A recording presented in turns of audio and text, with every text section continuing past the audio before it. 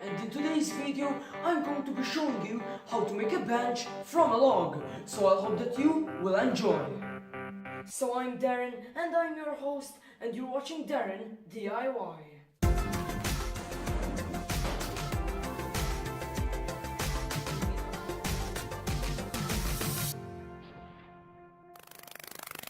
And now, without any further ado, grab a drink or something to eat and I hope you will enjoy. So to make this log bench, as you can see, the primary things are 2 logs for the legs and a log which is cut in half for the seat.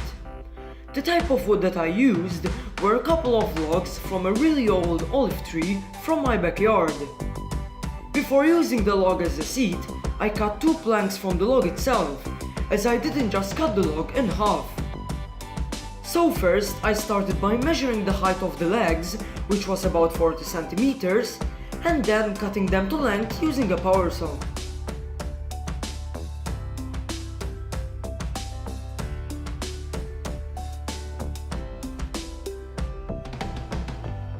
So after a few minutes of cutting with this handheld power saw, I cut this relatively thick piece off of this other piece of log here that I cut very easily. Now, since I couldn't use the power saw to cut an accurate slab from of this log, I had to hand saw a slab off of this log. So you could imagine the time taken to cut a large slab of a relatively hard wood using a hand saw.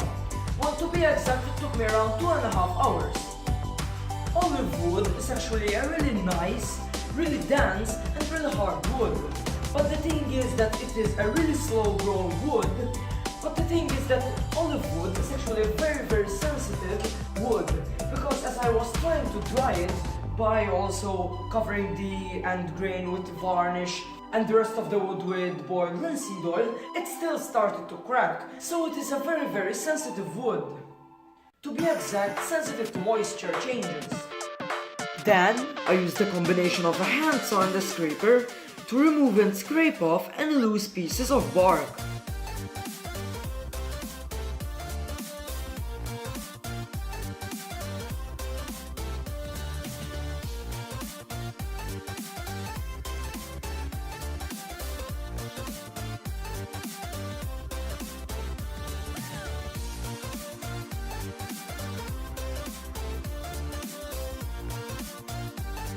So as you can see, this is what the log looks after I removed the outer layer of the bark.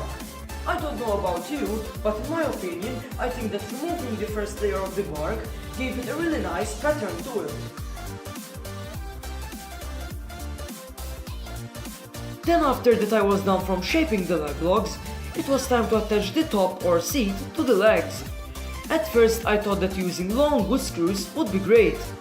So I drilled a couple of pilot holes at each leg and attempted to screw the screws. But as you might have guessed, I wasn't so successful, as the screws were breaking from being stuck in the super hard and dense olive wood. So I went ahead to plan B, which were dowels. Really long 16mm dowels to be exact. And in order to glue the bench in place, I used a long wood drill bit to drill 2 holes on each leg, which was a pretty long process, taking around 40 minutes for each hole, with continuous water cooling to prevent the drill bit from overheating.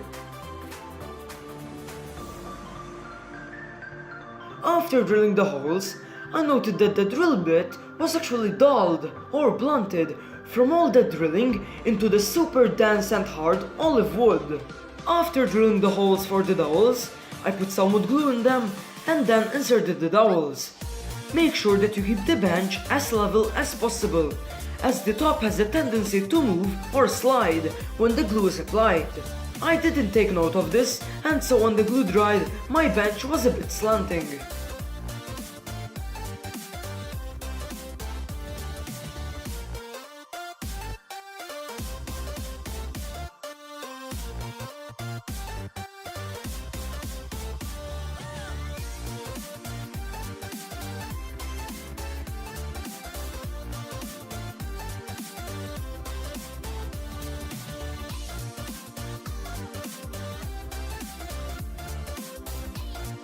After around a week, when the glue had fully cured and dried, I cut the excess dowels from the bench top and then shaped in another piece of wood to act as the bench stabilizer, as the bench was rocking a bit, and to also act as a footrest for the bench. So I drilled a couple of pilot holes and screwed the footrest in place.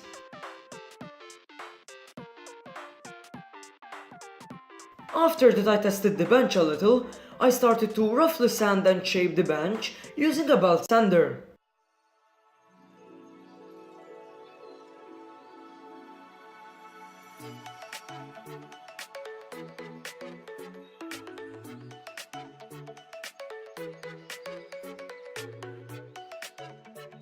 While I was sanding, I noticed that the bench was not fully sturdy, so I screwed in another piece of wood to the other side of the bench. After sanding with the belt sander, I grabbed the orbital sander and started to sand down the scratches made by the belt sander. I sanded the top from 60 grit to around 300 grit using the same orbital sander.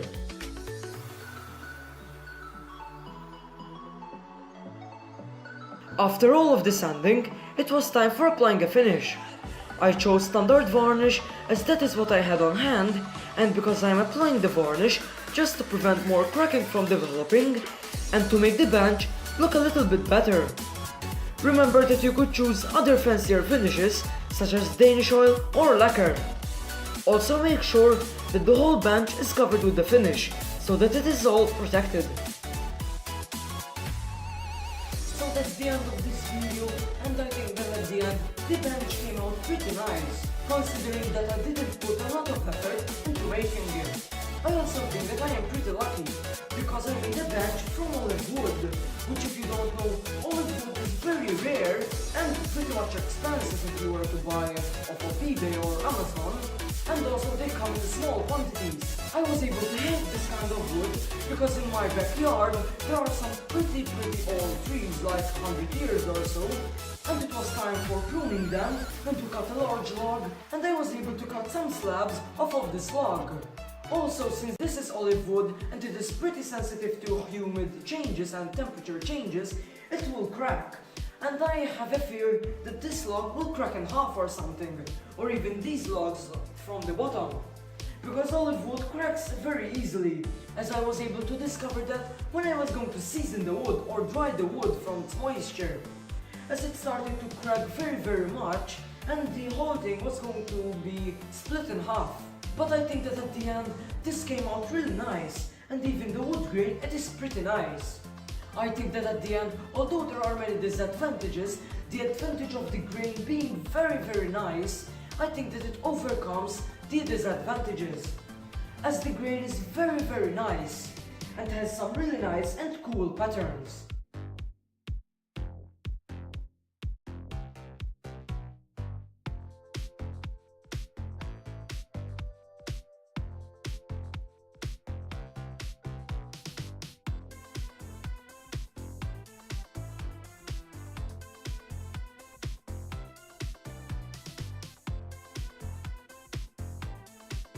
The end of this video, and I really hope that you enjoyed it. So if you did, make sure to drop a like down below and subscribe so that you won't miss any new DIY projects like this one in the future.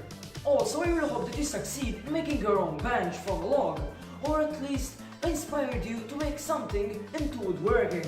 So as always guys, stay safe and have fun. I'll see you in the next one. Bye bye.